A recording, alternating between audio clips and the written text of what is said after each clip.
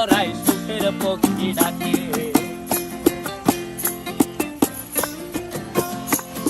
এই সাগর পারে আইসায় আমার মাতাল মাতাল লাগে, এই রূপ দেখিয়া মন পিঞ্জরায় সুখের পক্ষী ডাকে। পারতাম যদি থাইকা যাইতে এই সাগরের পারে, ঝিনুক মালা গাইথা কাটাই দিতাম জীবনটারে। আমার মন বসে না শহরে, ইট পাথরের নগরে, তাই তো আইলাম সাগরে, তাই তো আইলাম সাগরে।